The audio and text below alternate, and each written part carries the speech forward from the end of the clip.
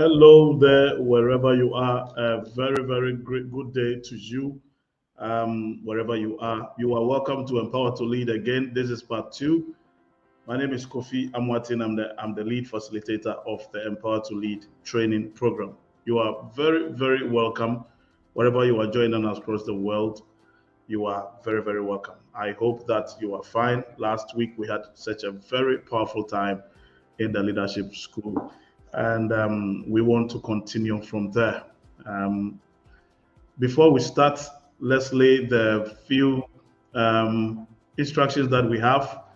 You are permitted to ask questions. So, alongside the training program, if you have any questions, please use your comment section. If you have any contribution, use your comment section to really ask the question or send your contribution. There is a technical team here that is working behind the scenes that will help us to see your questions, and everybody will see the question and we will address it.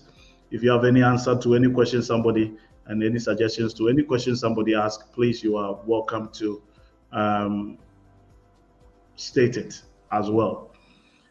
Along the way, you'll be seeing some students live in the studio with me that are joining. We are raising leaders. It's practical. And so I've asked some leaders to join us. Um, and along the way, you will see them. You'll get to meet them as they come. I want them to really get first-hand information of what we are doing. But notwithstanding, wherever you are in the part of the world, you can use your comment section and you are more than able to really come. Let's do a little bit of recap of last week.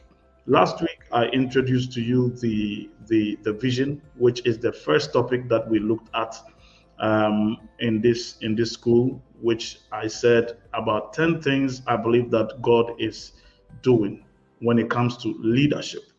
God is raising a new crop of leaders for the 21st century and beyond, for what is ahead in these last days. And I did not mince word by sharing with you 10 key things. And then I introduced you to the Empower to Lead training program. We talked about our vision. We talked about our strategy, the question, our purpose, why are we here? And I remember saying that we are here, aside the 10 reasons, we are here to identify potential leaders. So that is why we're here. We want to identify potential leaders and train potential leaders.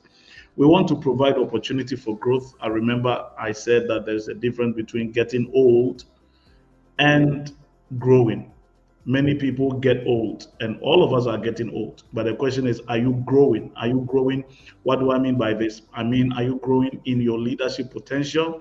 It's very, very important. And this is what we want to really, really do. Number three, this is a mentorship and a coaching, very deep mentorship and coaching.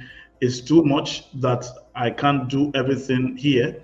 I am very soon, the coaching platform is going to be open for advanced coaching. I'm only looking at the first level of the Empower to Lead with you, and I believe that even at the first level, which is free, you will be able to benefit very, very greatly as you are. We are looking at creating a leadership culture. I'm leading a church and I'm leading a business. Both sides, I am there. And I want us to create a leadership culture where people can speak leadership, people can practicalize leadership, and people can grow up to lead. We want to encourage self-leadership or leadership in general very, very deeply, which we have said about. And we also want to empower resilience and adaptability so that as you lead, you can be resilient and you can be adaptable. There are many people who are joining this coaching program who are beginning to take up the mantle of leadership, if I should put it that way.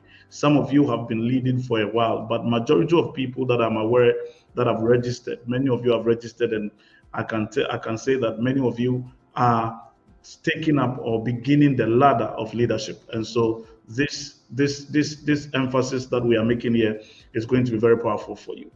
Then I shared with you very quickly, if you missed the video, I believe you can watch it, the 5 levels of training this program is going to offer you. in the next 5 weeks that is ahead of us. We have already done the first week. This is the second one. So the 3 that is ahead of us, I believe that we will probably do more onto the first level, which I call mandated to lead. Mandated to lead is the first level. The second level, as I introduced to you, is what did I say? The second level is spiritual leadership, and usually I train corporate organizations and church and different youth groups. But depending where I'm training, I decide to do the second level or not. Now, the second level is spiritual leadership, and because many of the people I'm training now here are from the church, I will do, if I can get there, spiritual leadership and see the difference between leadership and spiritual leadership, or mainly servant leadership, which is the stronghold that we are talking about here. Then if we're able to finish that, or if you are part of my coaching team, then we go to the third level. We look at the quest of leadership. Leadership has a lot of facets to it. The principles of leadership, leading in an advanced way. How do you lead in an advanced way? All of that will be taught in this school if we're able to get there, which I doubt we'll be able to get there. But those are reserved for those who see the need to really enhance their leadership capacity as well. Then there is the fourth level of leadership, which is team leadership or team leading. How do I lead a team? How do I build a team? Because to lead by yourself is good, but to lead with a team around you is better. But you have to be able to lead a team. So there is a whole level where I teach you. So we are on the first level, second level, third level. The fourth level is what I'm talking to you about. Then there is a fifth level of mentoring other leaders. Mentoring other leaders. This is generational leadership. This is where you begin to pour yourself into other people. Now, I've been leading for almost over, I would say, 15 to 17 years accurately. And this is the time for me, even though this is a foundation leadership, but at my level, I'm also pouring into other people as well. So some of you will get there as you begin to lead. Some of you will get there as you begin to climb the ladder. It does not come easily. It comes by making impact. And like I've said, impact is not made in 3 months. Impact is not even made in 3 years. People that make impact probably after even 50 years. So I'm not sitting now in front of you to think that I've made so much impact. I am making impact, but I believe that if I can continue this momentum for 20, 25, 30 years, I am going to see more impact. And I believe that the young generation today need to get that into their thick skull. Permit me to use that. Because many people have given up on the ladder of leadership because they led for 3 months, they led a team, or they led in workplaces for about 6 months, and it seems as if nobody saw them. Hey, we don't make impact like that. We make impact. And when I get to the quest of leadership, hopefully if you are still with me, you are going to learn a lot. So again, you are welcome. If you have any questions, please use your comment section there to really let us know about your questions. Last week, we had a very powerful questions when somebody asked, why is it that Africa is not having great leaders? We don't have great leaders in Africa. And I think we summarized it, but if I am to add something to it, to tell you the truth, the leadership skill or the leadership style that is missing in Africa and in most parts is servant leadership. Servant leadership is missing. And this is what I'm training. I believe that some of these training that we are offering to you here, if you will take it serious, especially those who I hope can, in a year's time, it will take me about a year to train you. This is a whole course on its own. And this is a course that I've not taken from anywhere. This is a course that I've built over the last 17 years. Okay, I'm just feeling the need to begin to really go deeper in that dimension. Servant leadership is missing. There is autocratic leadership. We talked about it last week, so I don't want to go there. And the problem with Africa is that we don't have servant leaders. We have people who are there for themselves, who are not there for the people. And how do we change it? If there's a question that I should ask myself and answer, we can change it by what we are doing. So if you are permitted to be here, anywhere you are in the world, this is free. It doesn't mean that you should take it for granted, but it means that we are to be wise to really, really take it serious and really use it for ourselves and also to use it to impact others. A lot is being said. So last week we looked at the first topic which I've said. The second topic is mandated to lead, where I talked to you that every human being can lead. The question, are leaders born or are leaders made? I believe that the answer is both. Even though you are born a leader, you have to train to become a leader. And I showed you a scripture in the Bible which says a student is not above his teacher. But when the student is fully trained, that student can become like his teacher.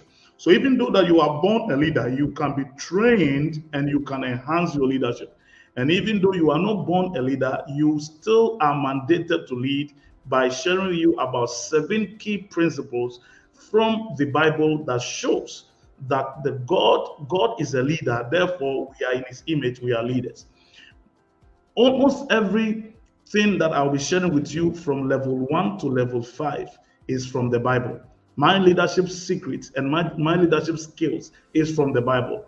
And I have trained corporate organizations, bankers, youth groups, different organizations, and you will discover that many of the things that we do in the workplaces and in our different sectors, really they come from the Bible. So those of us who are here, I believe that is going to be a very massive impact. Thank you for last week.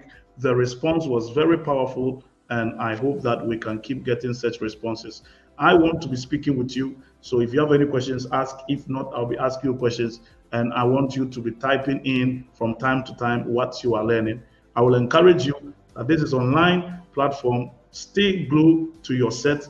We have only 1.5 hours. I'm counting the time here. I've got my timer also on my wrist here. So don't move around. Stay focused and let us move forward. Now, I move you to topic 3 in level 1. Level 1, this is the third topic that I'm looking at. What is leadership? Which is a very important question. We can't talk about leadership without defining leadership. And last week, I think we saw 3 definitions, but I'm bringing you back so that hopefully we can go along and finish it and also benefit those who missed it last week. But if you missed it last week, I will really, really encourage you to really go back and look at it. Halfway through the masterclass, I will be pausing for you to have a break, get something to drink, and then come back as well. And if you are seated, please get your notepads, get your laptop, your computer, your phones, wherever you are, and be part of what we are doing. Now, what is leadership? Number 1, leadership is influence. As I share my material with you, leadership is influence, the ability of one person to influence the other. Last week we talked about it very, very deeply. So I am not really going to really spend time here. Today we want to cover a lot because we have a lot to really cover, and hopefully it will help as well. Now we looked at a scripture in Bible, Matthew chapter 5 from verse 13 to 16, where Jesus talked about salt and light. And we said that I believe that Jesus was talking also about leadership, and which is servant leadership. That number 1, every leader is like salt. Every leader is like salt. We must add taste to situations. Every leader is like light. We must add taste to situations. And again, the difference or the synonym between or what is similar between salt and light is that they both influence the situation where they are. We have a situation where you are cooking food, very nice soup with all your meat, all your ingredients in it. When we taste it without salt, we even though you have spent hours to prepare it, I don't think we will like it. I don't think we will like it. We will like it. Yet, am I right? But when you add salt to food, the salt influences the food. That's why we say that leadership is influence. So every leader must see himself like salt in the kitchen. Every leader must see himself like a light. And I believe that where you are watching me from, you have a light above you that is shining for your room to see. So that is how you must see yourself. Every human being must see himself like that. And that's why I'm training. As many that will pick it up will move forward. Number 2, I call you a leader. It means that therefore you must not lose flavor. Salt can lose flavor. If I put a pinch of salt in my food, but it refuses to taste, and I add 3, 4, 5 teaspoons or big spoons into my food and it still refuses to taste, what happens? I throw it away. It becomes worthless. And that's the third lesson of leadership definition. You must value leadership by not becoming worthless. Because just like salt can become worthless, just like electric bulb can lose its value, and then we take it off, throw it away, and find another electric bulb there. As a young man, as a father, as a single person, as a father or a mother, or as a career person, or even as a Christian, you must value leadership. If you don't value leadership, you can't rise. Even though you are leading yourself, if you don't value that I am leading myself and I'm leading myself to the right place, you cannot rise. You become worthless. And we see a lot of people that have the potential to become great leaders, but they have become worthless in society. They have become worthless in families. And this is what we have to avoid about, because Jesus talked about it. Number 4, don't hide as a leader. Rather, shine a light in this world. Don't hide as a leader. The scripture tells us that nobody lights a candle and put it under the bed. So you are a leader. You don't have to hide. You don't have to hide. It's very important. Today we'll talk, if we are able to go deeper into some of the topics, you will see what I'm talking about. Because from here, that's what I want to start talking about. A lot of people are hiding. I call people in church and I say, oh, my sister, I believe you can do this. The first impression I get is, me, no, I can't do it. No, I can't do it. No, you can do it. If not, then if you are in that category, then you are doing what? Then you are hiding. All right. Then number 5, lead to bring glory and honor to God. Again, this is what we don't find in many positions. Because if you are in a position, you have to ask yourself, those of you who are in student positions or in organizational positions or executive positions, you need to ask yourself this question: am I leading to bring glory to God? Those of us who are in politics, you need to ask yourself, and this is where the question last week was so powerful, because it gives us the platform for us to have that conversation. That we know that many in African politics are not leading to bring glory to God, even though on Sunday, half of them are sitting in front of churches. If the ball is to be turned around, and I see that within the next 2 to 5 years, many of you young people who are on this platform watching me are the ones that are going to be standing for the Minister for Parliament, those that are going to be running businesses and organizations, some of you, your own organizations, but some of you, you are also going to be in organizations where that you have to take positions. As I'm speaking to you now, even as a ministry, we are raising leaders. We are bringing a lot of young people on board for the students group. Are you going to lead? The question you need to ask yourself is, are you going to lead to bring glory to God, or you are going to lead to bring glory to yourself? This is leadership that we are talking about. And this is the type of leadership that will make a difference and make impact in the next 5 to 10 years. Permit me to say that.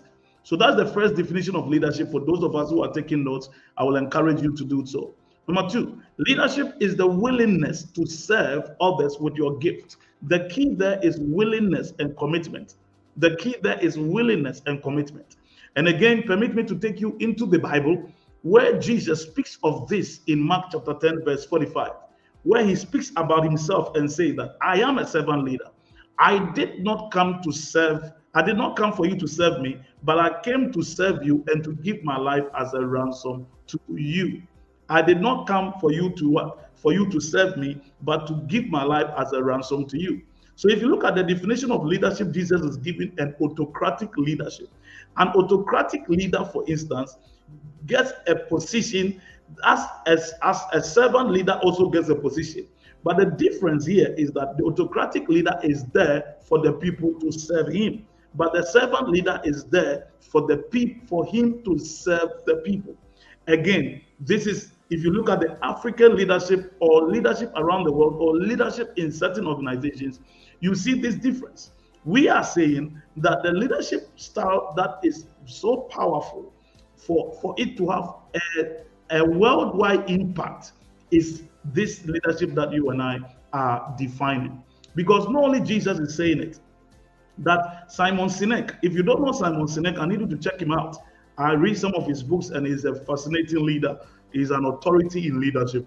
So if you don't know Simon Sinek, Start With Why is one of his books that I will recommend to you very, very strongly. If you want to grow as a leader, you will love that book and it will help you a lot. So Simon says something that buttresses what Jesus said. And you can see it on the slide. He said something. He said, human beings have thrived for over 50,000 years, not because we are driven to serve ourselves, but because we are inspired to serve others. Okay, so don't be in a leadership position to serve yourself. Don't just be in the young people, listen to me, just to improve your CV. No. I watch a lot. I have a criteria of selecting leaders, and this is one of them. And I told you something, that everything that you are seeing from level 1 to hopefully level 5 are things that I have tried and tested, studied for over 17 years. I've had the opportunity to study with the Miles Monroe. Many of you may have known Miles Monroe. I studied with him very, very personally for months before he died. I have an opportunity to study with John Maxwell. I completed John Maxwell's course. Today I was running through some of my lesson notes called Equip in the United States of America. And so over the last 17 years, I've had the opportunity to train and learn from some of the best leaders that you can think about. And over the years, everything that I've learned is what I've put together. And I feel the sense that God wants me to do this. So if you are here, please take these things very, very important, because we will attack some of your leadership mentalities. So the reason why human beings have thrived is not because we serve ourselves, it's because we serve others. And it's so powerful in that capacity. It's so powerful to have the willingness to serve others. And you must be willing. You may not be a very big leader now, but the question I have for you is, how willing are you to serve your generation? How willing are you to be a servant leader, to be a selfless leader? That is my question to you. I don't know how many of you who are on there that want to use your comment section to attempt and talk to me. I want you to make it very personal. My question to you is, how willing are you to serve your generation? How willing are you to serve your gift to your generation? Please let me know. Or when we are to give you a leadership position today, are you going to be one of those leaders in the past that we have known that are there to take?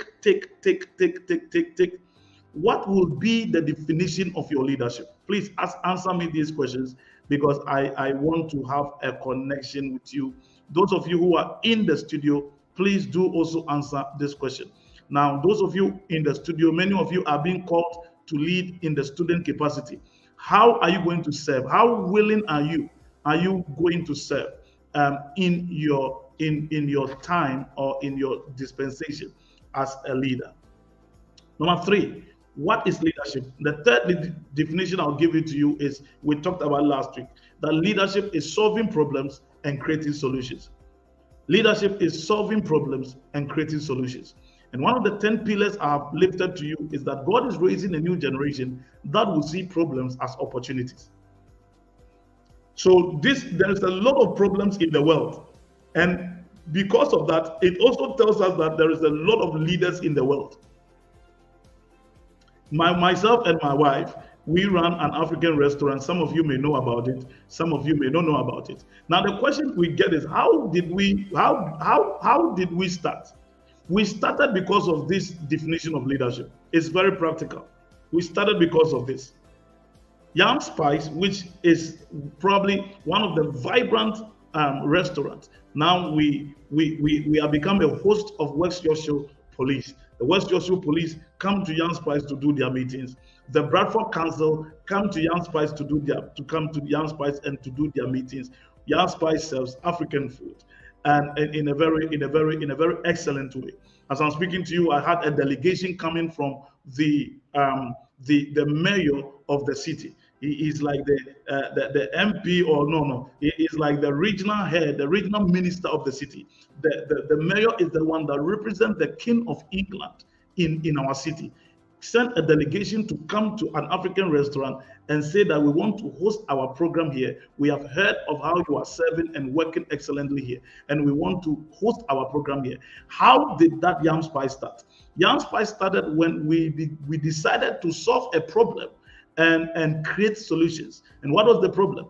That as big as our city, Bradford, is, Bradford that I'm speaking from has over 500,000 people inhabiting in Bradford. Those of you who don't know, and in this among these 500,000 people, you can find English food, you can find Indian food, you can find Chinese food, you can find Pakistani food, but you cannot find African food.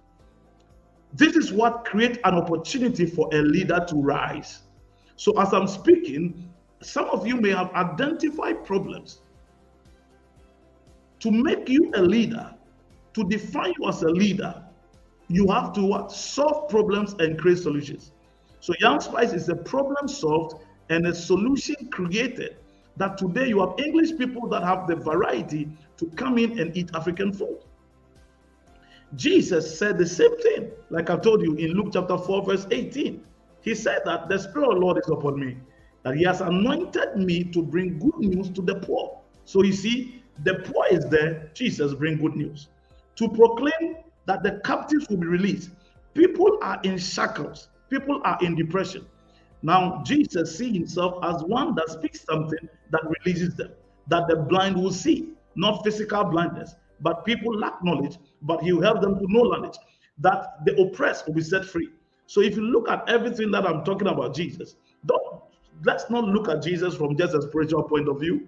He's the greatest leader ever been, because he set up an organization that has lasted over 2,000 years ago. Apple has not lasted over 2,000 years. Google has not lasted over 2,000 years. So the greatest leader is not Steve Jobs. The greatest leader is Jesus. Let's wait after 2,000 years, then we will talk about Apple.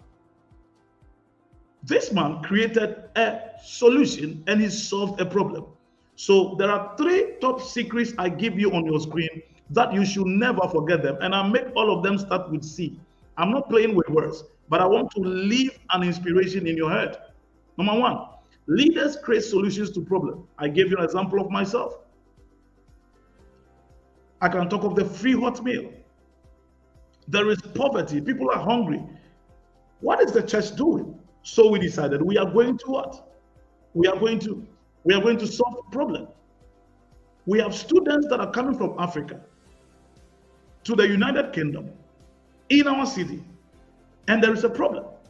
So what does the church do? The church created solutions to problems. What problem are you solving as a leader? What problem are you solving as a leader? You are welcome, everyone. Please get your notepad and take notes. What problem are you solving as a leader? Those of you in the studio with me, please write these questions down, even though I may forget. Write them down, because this is what is going to define your leadership if you are here. Whether you are serving in welfare, president, vice president, it's not about it. When I get there, I'll talk about it very quickly. My question to you is that, what problem are you solving as a leader? What problem are you solving as a person, even in your family? You want to answer it? Please answer it. Introduce yourself in the comment section and tell us something about yourself. Introduce yourself in the comment section and tell us the problem that you are really solving. Number 2, when you create a solution to problems, a leader moves forward to connect with others who need solutions. Something I'll talk much about at the level of the quest of leadership. But let me give it to you here. You connect with others. You are in photography. What problem are you solving? And how are you connecting with others in that solution? You are in the banking sector. Number 3, what are you contributing to your community? I was having a mentorship session with one of my students who is frustrated because he feels he has created a solution to problems, and he's not getting the market for what he's doing. And so I asked him, how are you connecting with others?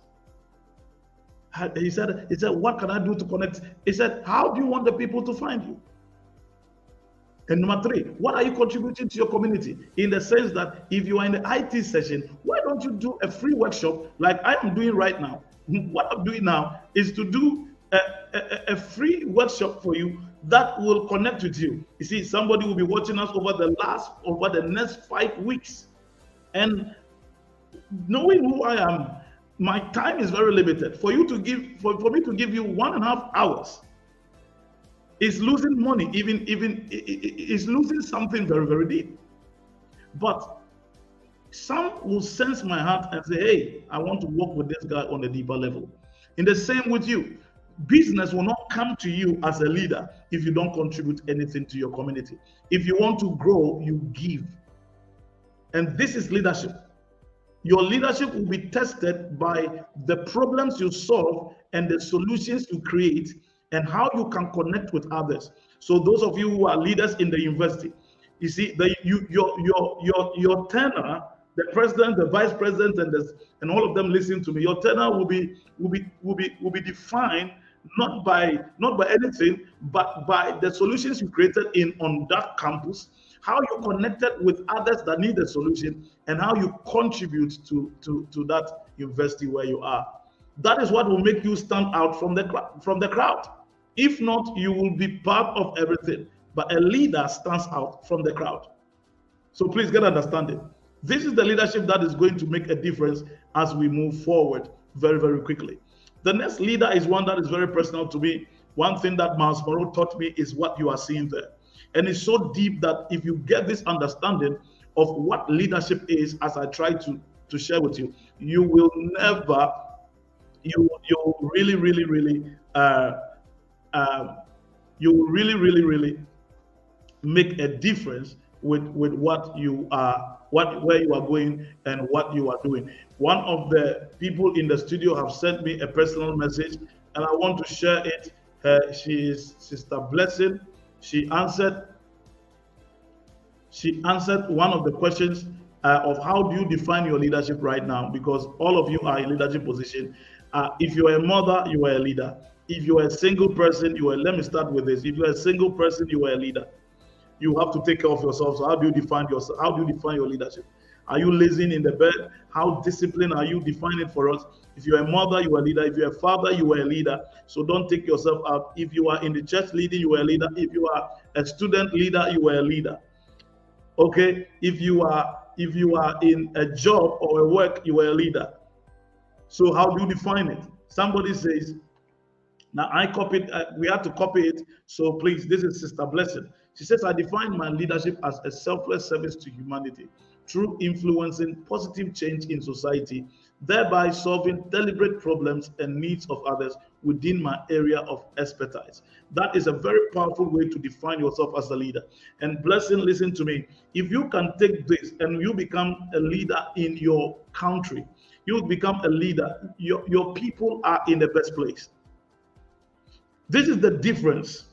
And when you come on my coaching school, as I'm doing on a masterclass, I want you to be as sincere and honest. In everything that I do, I ask for that.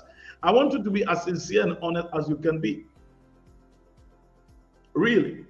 So if you look at what a young lady, who is one of the leaders that we are raising for the next academic year in our students' outreach programs, very powerful. I'm so honored to have you here and to have you lead. And I'm looking forward to putting this to the acid test. I'm going to be watching you in the next 6 to 8 months of your leadership time and see how you are going to do that. Because already I've seen you and I'm seeing you doing that.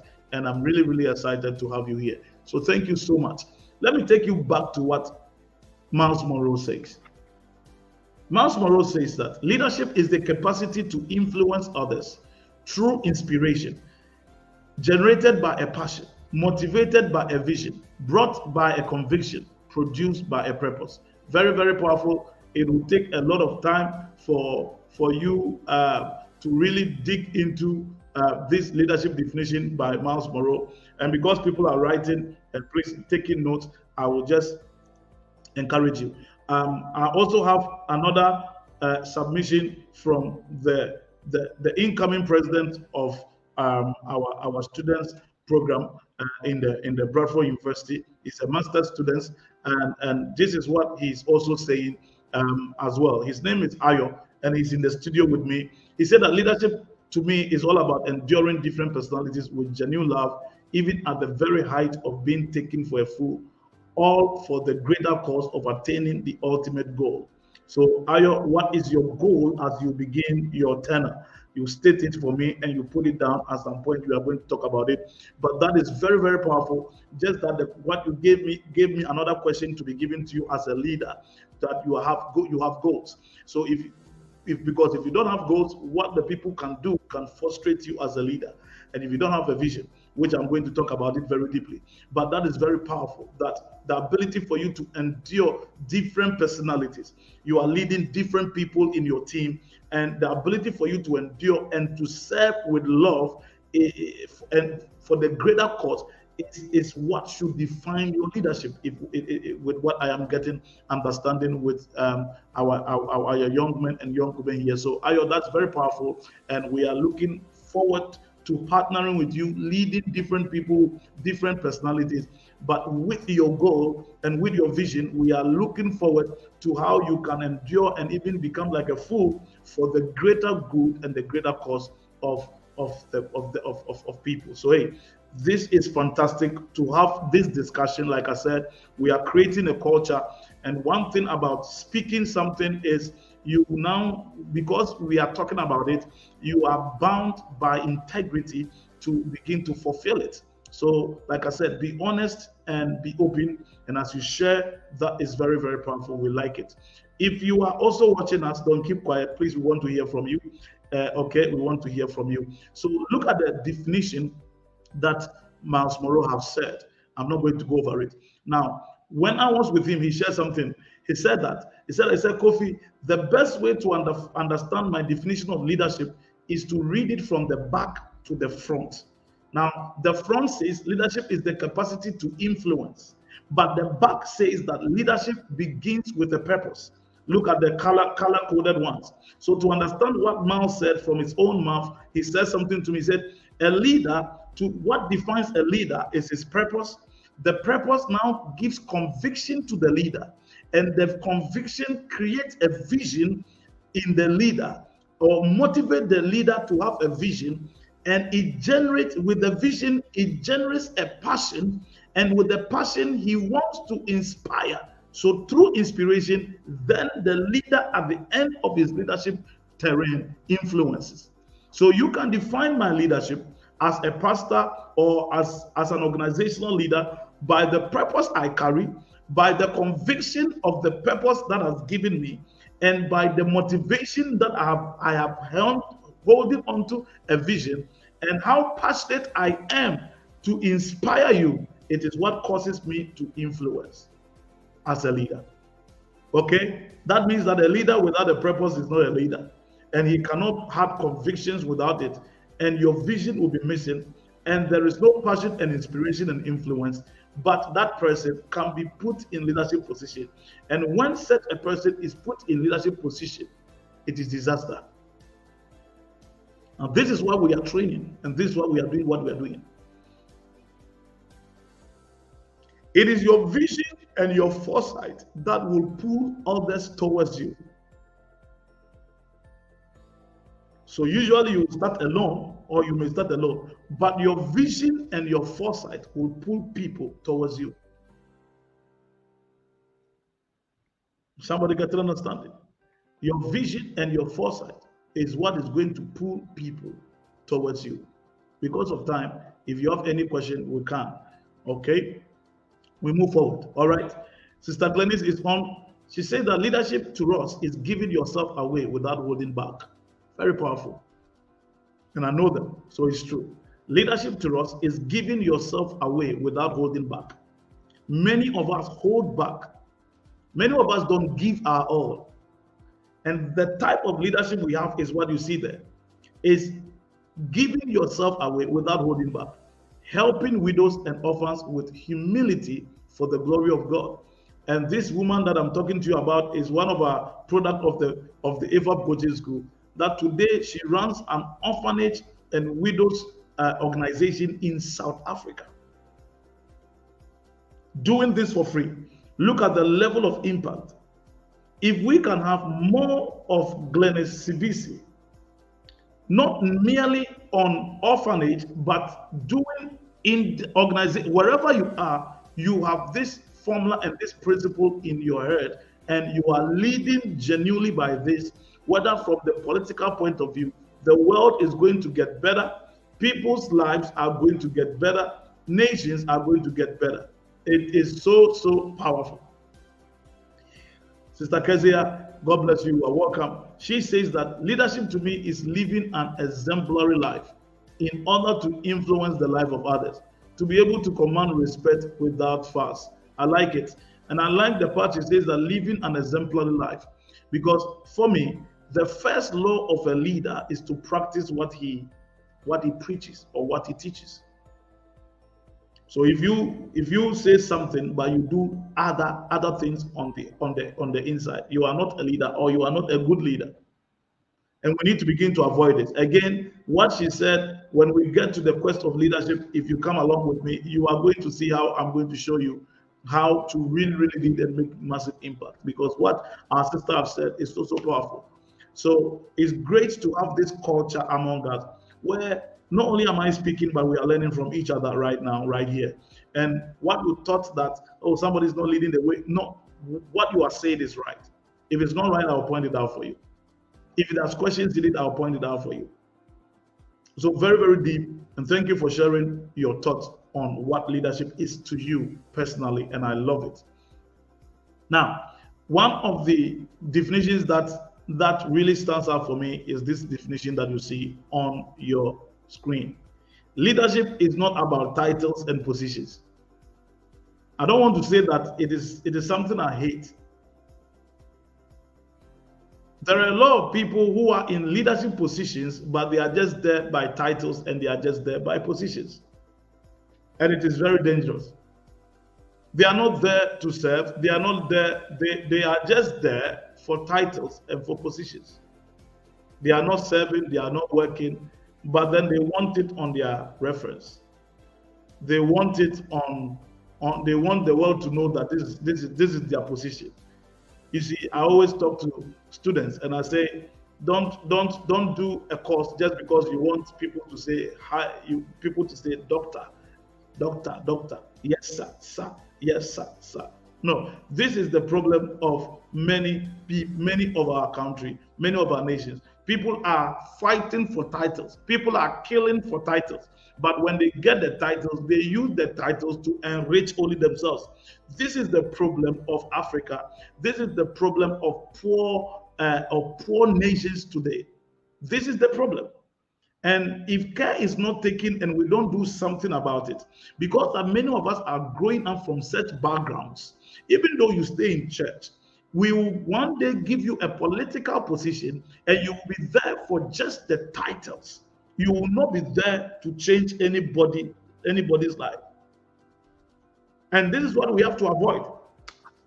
If we want the terrain in Africa to change, then this is something that must do what? This is something that must change. And that is something that you have to avoid. Don't just take a leadership position in school, in organization, just to enrich your CV. No, take a leadership position to take actions and to serve very, very, very strongly. So as simple as this position is very important.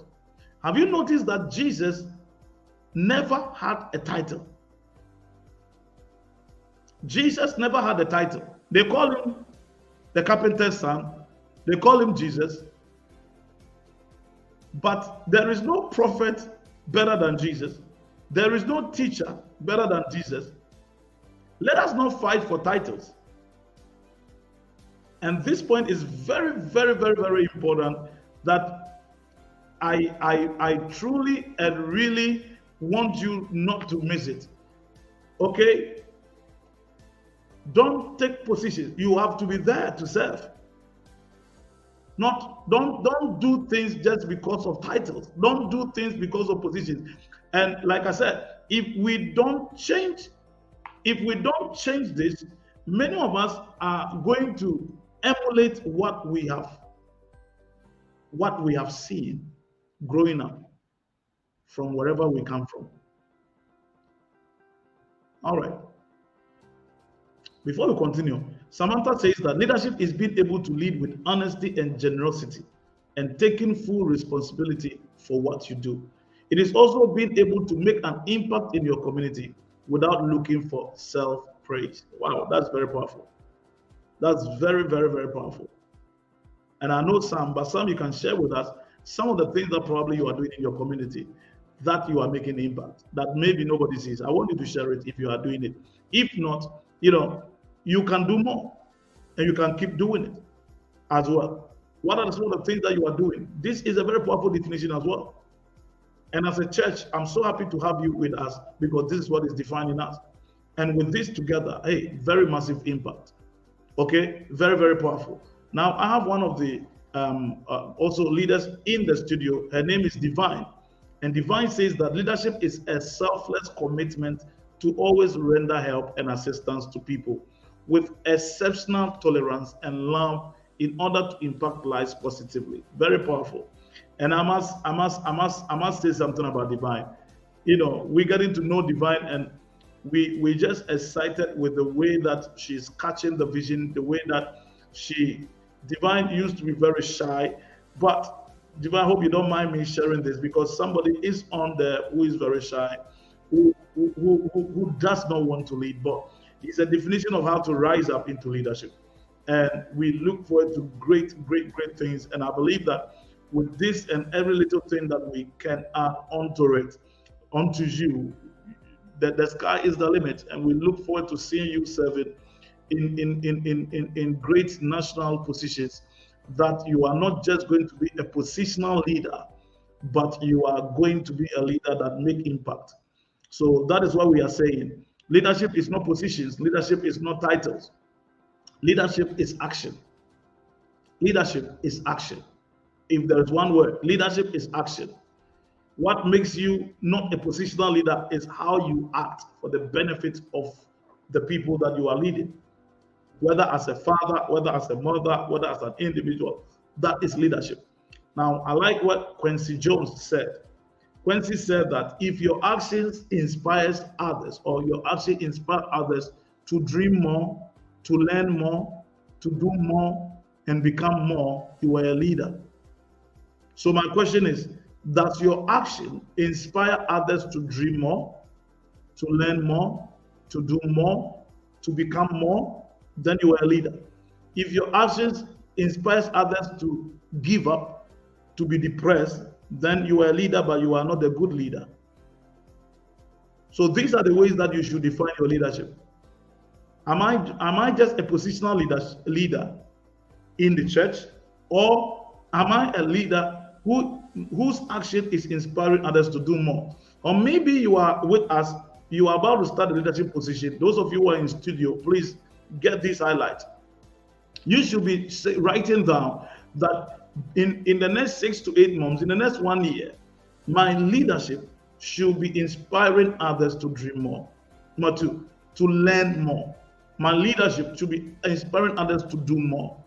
Define your leadership by this, to become more. Then you are a leader. You are a good leader. Very, very deeply. So as we define this, we are not just doing a textbook kind of things here. I want it to be as practical as you can be. How, if you have been in any leadership position in the last 6 months, how has your leadership tenure empowered people to dream more, learn more, do more, and become more? You can also share with us if you are on there. One of the leadership in our church is somebody, relationship and destiny. She says, or he says, leadership is the ability to guide, inspire, influence people towards a common goal. So remember, a leader must have a goal. Then the people can go towards the common goal. A leader is one taking initiatives, making decisions, providing directions, to help others contribute their best effort. That is a very powerful definition, and that is a powerful summary of your leadership destiny if you are one. And so I would love to see this in your leadership as we talk about it. Very, very powerful. Okay, so I love it. That is this is the core of servant leaders and servant leadership. And even though there are different styles of leadership, I think that the servant leadership contains the positive traits of all the other styles, eliminating the negative aspect. And that it is added to your academic qualification. You are trained in your master's, whatever, that's great. But the kind of leadership and education we are bringing here, you will not learn it in the classroom. But you need this as a principle for you to make a difference in your life. So, Destiny, you are very, very right. And I love that statement that you have said and you have put out there. One of the leaders in the church, Angela Morrison, and Angela, she leads in the free hot meal, and her selflessness. Every week I sit back, look at her messages, and I said, God, thank you for this woman. Angela says that leadership is the willingness and ability to impart knowledge, understanding, and be able to influence others without being threatened by seeing others rise and achieve greater things than I have. Wow. I like the part of without seeing others rise and achieve greater things, because I believe that to be a great leader, you have to raise greater leaders. And I think this is where our sister have captured it. Oh, this is where our sister have captured it very, very deeply and very, very strongly as well. And I'm looking forward to talking more about raising leaders in team leadership and in raising the next generation. Because one thing I've learned is that if whatever you are doing, if the vision dies with you, you are a failure. You should be able to pass it on. And I think that what Angie is saying is very, very key and very, very cool. Oh, fantastic. Dr. George is relationship and destiny. George, you are welcome. Thank you for being here and amazing. Wow, great. So that's our current students president who has worked amazingly in the students team there for them moving forward. So yes, very powerful submissions that Doc you have brought, and we love it. We love it. That's great, and that is what we are looking forward to. And I'm looking forward to you in the future, especially as you go higher, that you go with these things that we are saying. And remember what I said. I do want us to really be honest and open to ourselves. You are to be honest and open to yourself, that as you rise with these traits. And I think, like Ayo said, even though sometimes it may make you look at being a fool, hey, you are not. I will share some deep things as we go along. So I just want us to go very quickly because of time. Number 6, which is very clean on what we have said so far. We'll run a bit faster because I believe that we have about half an hour to go. So I will run a little bit. I want to touch on some things tonight so that we can learn more. So leadership is having a vision and following it through. Your vision and foresight will pull others towards you. That is something that I believe that you probably have understanding now. Number 7, I think I've repeated, the leadership is not about titles and positions. We will move forward from there. Number 8, what is leadership? And I borrowed something from Lord Montgomery, who says that leadership is the capacity and the will to rally men and women to a common purpose and the character which inspires. And I believe that somebody defined his or her leadership in that capacity. Now, a very good example I want to bring on here for you to understand this from Lord Montgomery is from one of the prime ministers of United Kingdom. Many of you may have heard of Winston Churchill. Winston Churchill was leading United Kingdom at a very difficult time of history, and at a time where to be a prime minister was the most difficult time because of the Second World War, 1939 to 1945. And how do you lead in crisis? Is another topic. Again, I will be treating at the advanced level. At this point, I just want to introduce leadership to you. But advanced level of the quest of leadership or the journey of the leader, I'll be speaking more about it, hopefully, as we pick people on and we move from there. But Winston, as a prime minister in the United Kingdom in the Second World War, was able to pull people together at such a difficult time. He was able to inspire people to really overcome the Second World War, and then Britain was able to build even stronger after. One that I want you to go and study more about Winston Churchill and his leadership, because his leadership defines and it gives us what leadership is, and he remains one of the greatest leaders in UK history. One of the greatest leaders in UK history because of the choices, decisions, and his capacity to rally men and women at the time where the whole world was at war, especially with the UK leading the front, and difficult to bring people together. So alongside your leadership journey, which again, like I said, I will talk about it, you are going to experience some very, very tough times, very, very difficult times. But what makes you a leader is how in the midst of your journey as a leader, you are going to still be able to bring people together. This is easier said than done. And so I just want to introduce to you, but hopefully as we progress, we will talk more about it. So students, leaders who are on there that are joining me right now, how are you going to lead in difficult times? You must remain steady, and you must have the capacity to bring people towards a common purpose. That means a leader must not lose his purpose, must not lose, irrespective of it. As a student, coursework is coming in, this is coming in, yet you are required to lead. That is what is going to define your leadership. Leadership is not just defined by books and by what we write it down, but everything we are saying. I want you to find a way to make it very practical along the way as you progress and as you go along, because this is how it's going to define your leadership in a very, very deep way. Number 9, I love this definition by John Mott. Dr. John R. Mott says something about leadership. He says, a leader is one who knows the road, who keeps ahead, and who can pull others after him. It brings out a different perspective about leadership. And I want you to, those of us who have my book, the Relevant Church, I write a full chapter on leadership that you need to, because it's about leading in crisis. Because many of you are going to now be leading through crisis. A leader is one who knows the road, who keeps ahead, and who can pull others after him. There are 3 things here. Leaders know the way. So as a leader, as you lead, don't lose the way. Let the people lead the way.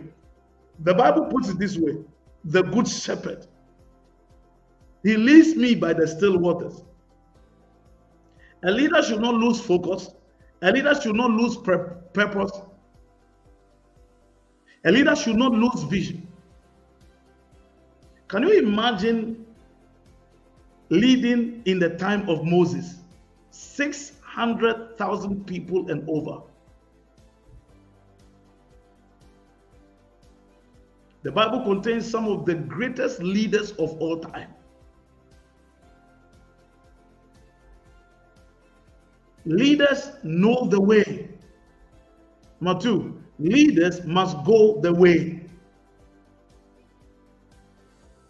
When you become a positional leader, you don't go the way. You leave it for others to do it. You want others to serve you. But a leader leads by example.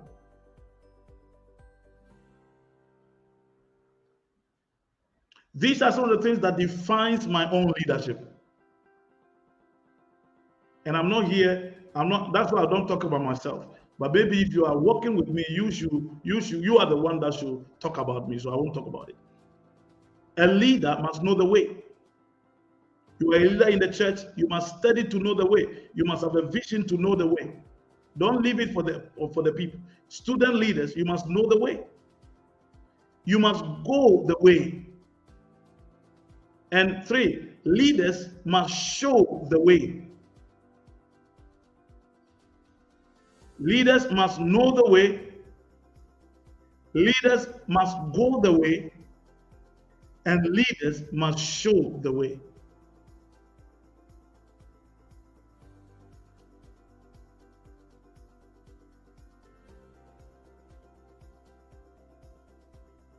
That is leadership, whether it is a personal leadership or a political leadership.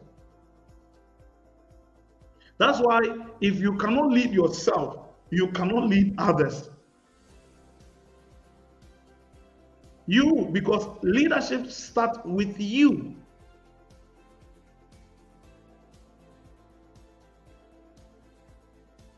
And that's why we're offering this training. Know the way. A leader knows the way. A leader go the way. Not tell others to go and do it whilst he is sitting back. That is not good leadership. And again, I'm standing here because these are the area of leadership that many of us in leadership have to change. These are the area of leadership that many of us, as we approach leadership positions, must change. Because there is a capacity for you to be in leadership position. I'm not talking about not delegating. There is a role of delegating, which we will talk about, the quest of a leader. And there is a role for the leader to lead by example and to show the way, to sacrifice. And every way that you and I are defined leadership, it boils up to this point. Are you ready? Do you know the way? Within the next 6 months in your position, where are you leading your organization? Where are you leading the church as a pastor? Where are you leading yourself? Are you willing to go the way with the people? Or you let the people go and you relax? Do you remember that the day that one of the biggest and massive leaders in the Bible is David, the day that David decided to let the people go the way and he stayed back was the day that David fornicated and from then even killed. A leader must know the way. David knew the way, but David did not go the way. And David did not show the way. So in your leadership, 3 of these things from Dr. John Mott is very powerful. You must know the way as a choir leader. You must go the way. You must show the way. Very powerful. Samantha put it this way: leaders should not have do as I say mentality, but must be willing to lead by example. That is the truth. And this is a test of your leadership.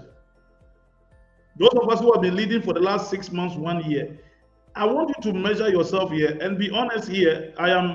This masterclass, like I said, honesty.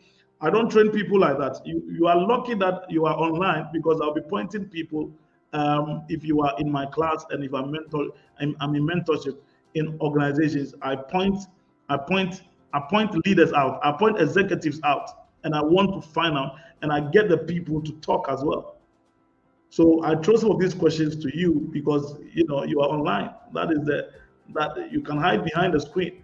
But if you are to be honest, if you are going to be very honest, you can help me here. I want to hear from you. How have your leadership been in alignment with what John Mott is saying here, in a very, very powerful way? Very strong and very powerful. Okay, it's such a powerful thing for us to look at and discuss in a very, very deep way. Are we getting understanding? So again, if you have any questions, you can you can talk to me about the questions that you have, and then we pick it up from there. So we have seen 9 definitions. I'm going to talk about the term definitions, the term definition that I have here in alignment with what others have also said, and then we will take a break in the next 2 minutes. Okay. Leadership is not a license to do less. It is a responsibility to do more. Now, if you are not ready to do more, then don't take a leadership position. If not, your leadership will be defined as a positional leadership. So whatever leadership position that you are occupying is not a license to do less. Leadership is not, like our sister said, it's not having the mentality of others should do it for me. Leadership is not a license to do less. Please get it. Every definition we have given here is worth thinking about it and what others have shared. Leadership is not a license to do less. It is a responsibility to do more. So if you are not ready to take responsibility, then don't take leadership position.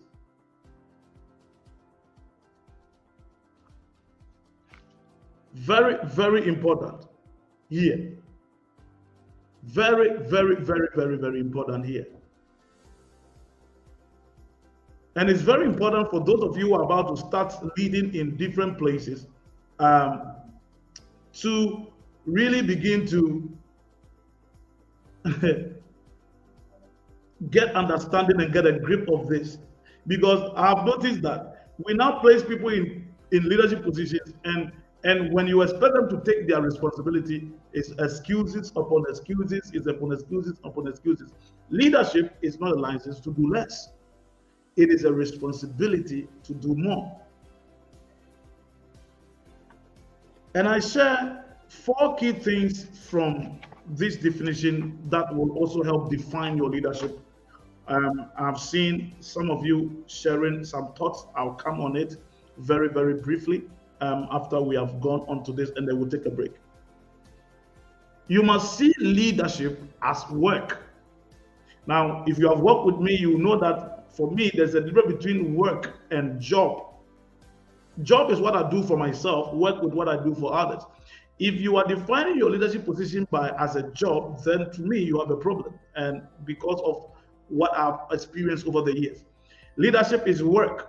In other words, leadership is an assignment that one picks on. I'm assigned to do this, and I'm not doing it for the benefit of me. I'm not doing it to just increase my paycheck.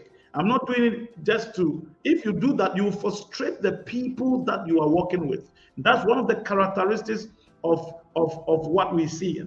If you lead as a job, or if you lead for yourself in organization, in a group, no matter how small, how big it is, listen to me, you are going to frustrate the people that work with you. So as a leader, it's not a license to do less, it is a responsibility to do more. Leadership must be seen as work from today. Leadership takes time and energy, because any work takes time and energy. And when you take up a responsibility, it's going to take your time and it's going to take your energy. But in exchange for that, it gives you impact and it helps you to make impact. Again, some of us are in positional leadership because we don't want to give our time, we don't want to give our energy, but we like the position and the title that come with it. This is what has caused Africa to suffer. Again, I won't hesitate to make this point that if we don't change this, 3-5 years down the lane, when we have given that president to you, you're not going to be effective. So this point is so strong to me that we need to change this mindset right now. Leaders run head first, usually into the unknown. And I look at the leadership of Jesus Christ. I look at the leadership of Moses. I look at now, after 17 years, I look at my own leadership. There are decisions that we have taken as a church that I did not know fully where it was going to take us, but I led first.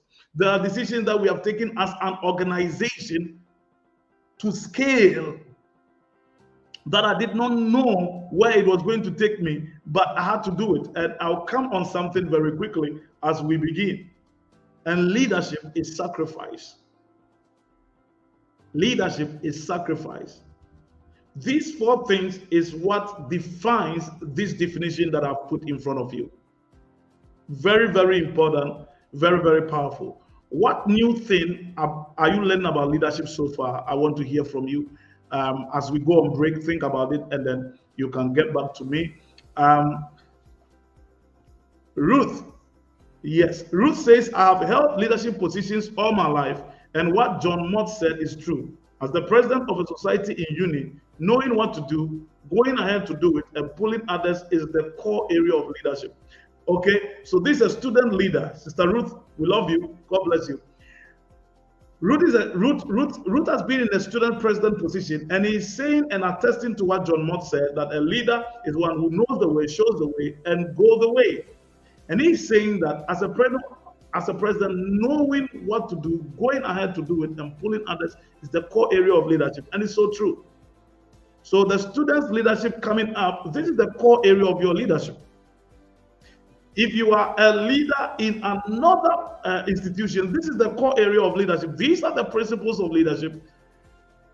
If you are about to start a leadership position, this is a core area. So thank you so much for that. It doesn't finish. If you don't know what to do and how to get people to come on with you, it is obvious and embarrassing. John Moss was right. Okay. Now, here I will say that it is not embarrassing, in the sense that we have the opportunity for us to be trained so that when we get to that position, we can do it. And I think that to pick up on that point, this is why leadership training is very important, so that it doesn't get embarrassing, but then that embarrassing can become an anchor for you to lead right. And so for me, I appreciate the opportunity for us to share these ideas, learn this, because maybe you are picking a thing or two, and hopefully you don't get into a position where in a way you embarrass yourself, but then you use it as an opportunity to scale your leadership over into greater dimensions. So we want to take a break very quickly. We just have some few time. I'll give you about 3 minutes to go and get something to drink. Me, myself, I want to get something to drink. And when you come back, I want us to probably share I may not continue, but probably if I can have some response, what things are you learning from here right now that you are taking with you from today's masterclass?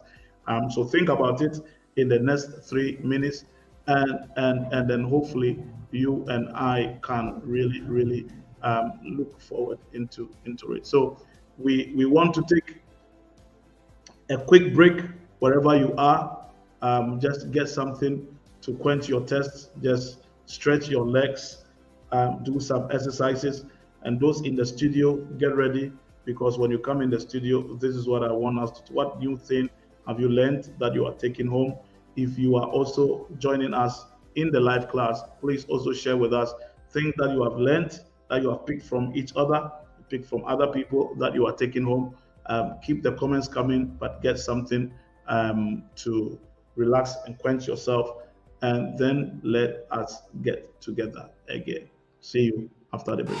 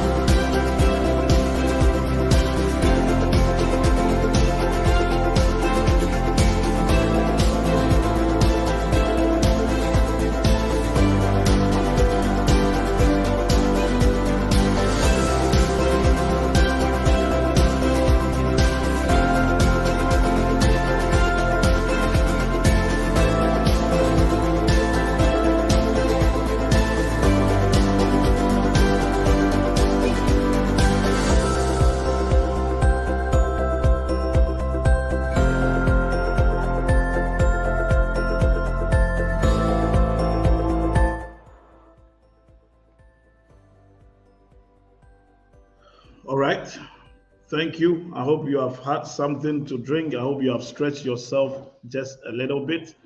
You are welcome back. I think that I'm not going to really go more. I'm not going to share um, anything more because I believe that our time is up, and I just want to hear from you wherever you are. You have any questions? You have any contributions? What you have learned? I want some of the people in the studio to begin to also share with us something that they have learned as well very quickly. So, Sister Blessing, hopefully you can get ready to come on as well, and as they come on, other people are also getting ready to come as well. Yes, so let's keep our comments coming because we have about 6 to 7 minutes with you. I want to keep to time. As you are also joining us, we also want to use this opportunity to invite you to our youth conference that is coming up at the end of the month. Um, that is going to be a very powerful time with young people taking over. And hopefully, as we study, we want to see more people rise to leadership. It has started. It has started right now, and it's powerful. Yes. So please keep those of us who are in the class. Please get ready. If you are also joining us anywhere in the world on YouTube, please also share your thoughts. Sister Divine, thank you. Yes. So Sister Divine. Yes, sir. Thank you very much for this session today. It was a very wonderful one. So, very quickly, I just want to share a few things I put down in my notes. So, the first thing I put down is that leadership is influence, and in everything you do, when you are leading, you have to lead to bring glory to God. And also with leadership, it is not about serving yourself, it's about serving other people. And also, you must always strive to solve problems at all times, and you must always contribute to your community as a leader. And then he also talked about being a leader to inspire other people to do more, to inspire them to learn more, and then to inspire them to dream more. And also, as a leader, you must not lose your vision at all times. It is important for you to show a good example to other people, and you must never lose your vision. It's important for you to show the way and lead the way at all times. And like somebody shared earlier in the comment section, it is not a do as I say mentality. You must lead them and show them how to do it in the right way to impact their lives positively. Thank you. Thank you so much. Thank you so much, Sister Sister Blessing for this. That's very powerful. All right, Sister Blessing, Sister Divine, thank you. Sorry for that. I believe that as you add this to your leadership path, as you start and as you continue on, hey, fantastic. I've seen some questions in the comment section. I think we'll come to that, Dr. George. Excellent question. Thank you. We will come to that and address that. Sister Blessing, if you are still available, please come live. I know you are hearing us from behind, but we want to see your beautiful face. I want to build you all in that confidence. Yes, hey, your face is very beautiful and we love you. So, hey, your microphone is off, I think. Yes, your microphone is off. You can share some stuff with us as well. Hello, everybody. Good evening. Yes. Okay, so thank you, Pastor, for such an opportunity to be in this forum once again. We keep learning every day, and I'm grateful to be here. One of the things that stood out for me when you discussed about today's leadership class, we spoke on how your vision and insights, how it puts others, how it attracts people to you and places you as a leader. Because if you don't have the right vision, you cannot cause influence, or can you bring positive results within your environment. And again, I also noted where you said not all leaders have titles, because some leaders are leaders, but they don't have to have titles. It's about the amount of impact you give. So I believe that as a leader, your reward is heavenly. It doesn't come by the title or the name or how people serve you, but how well are you able to influence others with your motives, your attitude, your actions, your attributes, and the rest. And what can they say in your absence? Can people see your leadership pattern and emulate from it? And when you're away, see that, oh yes, this is who this person, should I say, mentored under, and people can see those attributes following up in them. Just like Jesus in the Bible, his disciples, most of them wanted to act like him, be like him, and do things he could do. And that is the ways of a leader. And I also want to take them note that yes, you have people around you. As a leader, there will be different people from different walks of life with different ideologies and concept of things, and there will be room for clash, and there will be room for conflict. And how well you are able to balance everything, your office as a leader, your subordinates, ideas, makes you a good leader. Because every decision as a leader, you need to be accountable. Because you need to be accountable for every decision you make, every mistake made, and lessons that will come along with it. And you should also learn to have tolerance with people around you, because some people are just there to pull you down. But you just have to brace up to the office and know that you're very much and always remember that, yes, I am here to serve and be served. And when you have the right vision and the right motive, you will exceed in whatever leadership role you want to do. Wow, that's very powerful. That's very powerful lessons that you've learned, and also to impact to others. And one of the things that I want you as a team to also do, I bring you into the studio, is as you show your face, you build confidence, because you get understanding as I progress from here why people don't rise to leadership.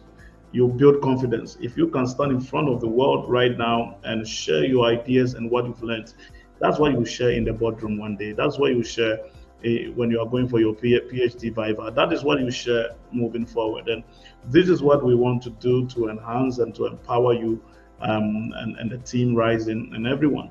So for some of you, you have the opportunity on a weekly basis. We'll be running around on a shift where we'll bring people on. I know some people don't like it, but hey, as a leader, you have to show your face, you have to show the way, and you have to go the way. So thank you for that. I think that there are some questions that have come. As we are here, you won't believe it, but my technical team is made up of Christine, Ephraim, and Emmanuel. These are my kids. Christine is 12 years old. Ephraim is 10, and Emmanuel is 8. And like I've told you, God is raising a new generation. So even your children, let them learn. And this question you see on the screen, even though it has my name because they are using my accounts, this is a question from the kids. And the question they are asking is, could you be a leader to all your family members?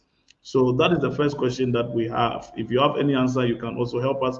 Could you be a leader to all your family members? I believe so, Christine. I believe so, Ephraim. I believe so, Emmanuel. You can be a leader to all your family members. The question is how. And now, as we have learned today, it's not by lauding yourself on others that makes you a leader, but it's by leading by that example and leading by a right attitude, which is a book that I believe that my children are reading at home. And with that attitude and with that exemplary leadership, automatically people in your family and everybody can watch you and learn, because when you are rising up as a leader, you attract followers. And so, yes, you can, but the way you can is by leading, not authoritatively, just like me being a father. Yes, sometimes I must be authoritative. It's not wrong to be authoritative, because people follow people that are authoritative. But when authoritative becomes the whole sense, then it is wrong. But then when you guide, direct, you lead by example, and you lead by the right attitude. Over time, people will look up to you, whether in your family, whether in your organization, and your life becomes an example, just like Jesus did. So yes, guys, you can. That's a very good question. Keep coming. I'll go to the second question, and then we look at some of the comments from participants. Again, if you have been on there, share with us the things that you have learned or ask a question. Let's address it and it's very powerful.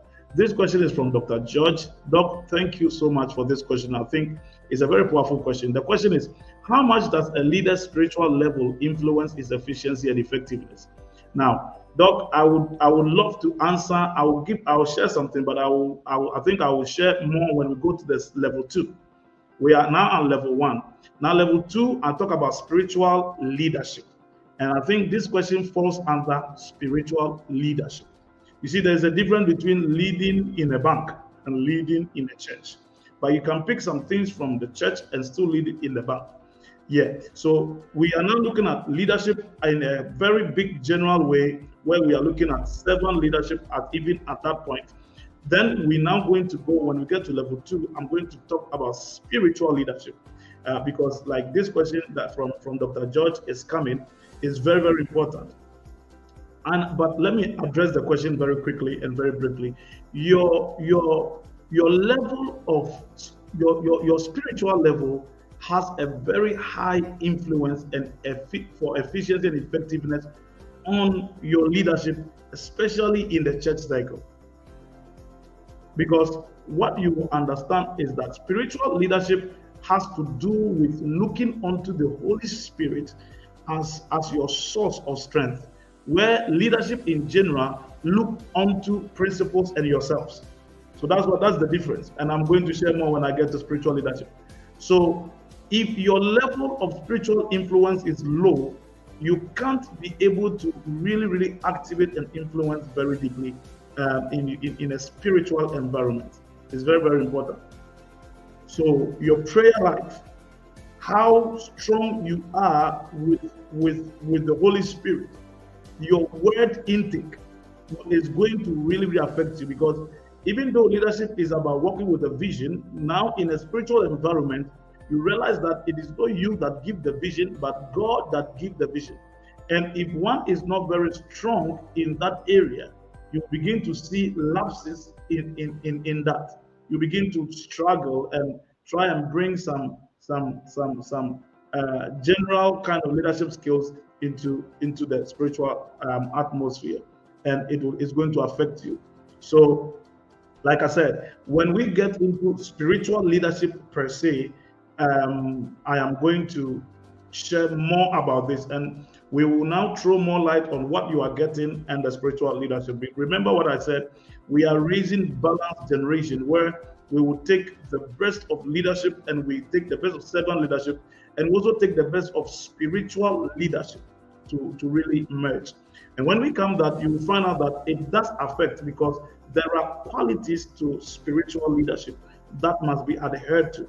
And even though I always say that God does not call the qualified, but He qualifies the call, again, like I said, that statement I make is a foundational level.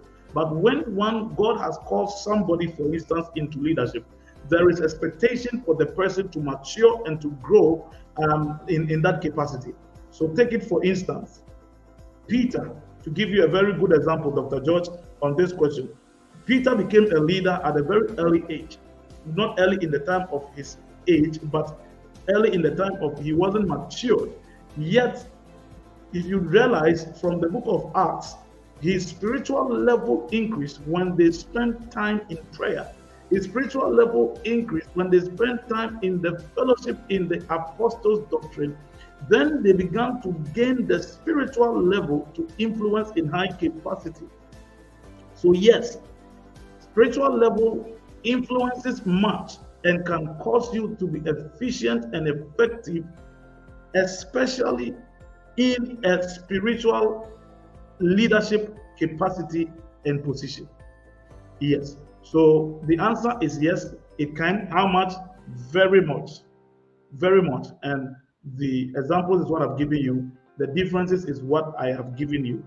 When it comes to a leadership in an organization, if you are there, you can work with your studies and build your vision.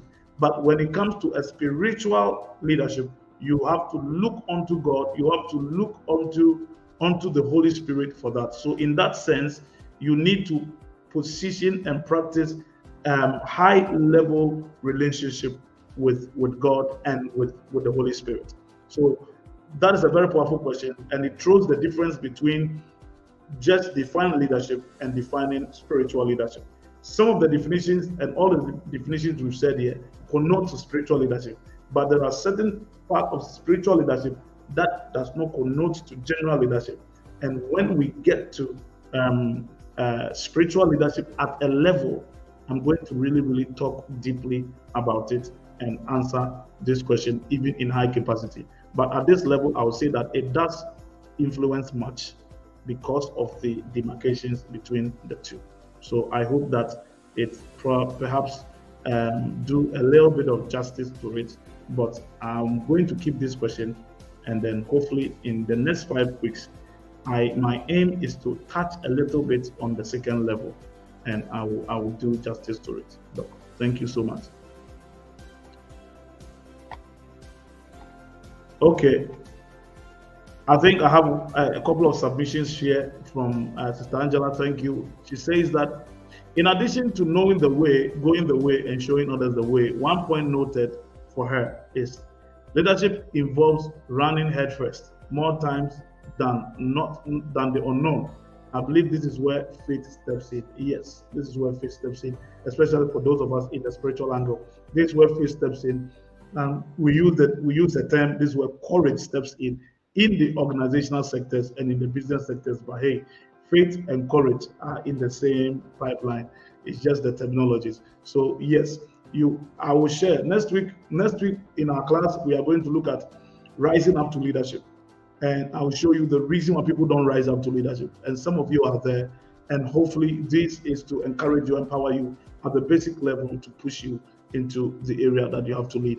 And when we have done this, like the question that have come, I will throw more light on spiritual leadership per se, because that alone demands that we teach it in a different capacity. But then with this, it will help you to understand. So thank you for the submissions. Dr. George, I hope that it helps you a bit, but I will say that make time for the next couple of weeks, and we are going to look at that. Mr. Angela continues to say that in addition, being able to reach out to others for support and reinforcement also adds to the leadership strength. That is very good, and that's very powerful. Again, that's why we'll be talking about team leadership, where you build together in a very, very powerful way. So yes, thank you. Yes, Doc, thank you for that. But I'm going to keep this question and even go deeper. But the answer is what I've given you. The only thing is I'm going to go deeper for you to know the differences between leading in a company and leading in the church, and then also being a Christian in a company, how you can mix the two. I'm going to, but yes, it does affect. Spiritual leadership is kind of different, and it does affect if your spiritual connotation is not that strong. And for those of us who are leading from the church, it means that you must pursue certain things, and we will talk more about that as well as we get there as well. Amen. Yeah.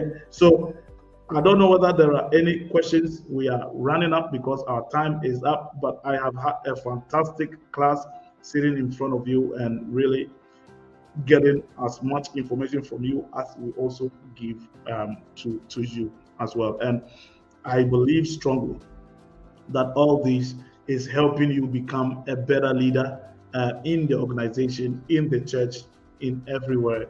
And we thank God for what He's doing. We thank God for what He's doing. So we look forward to next week. Hopefully, by God's grace, we look forward to next week.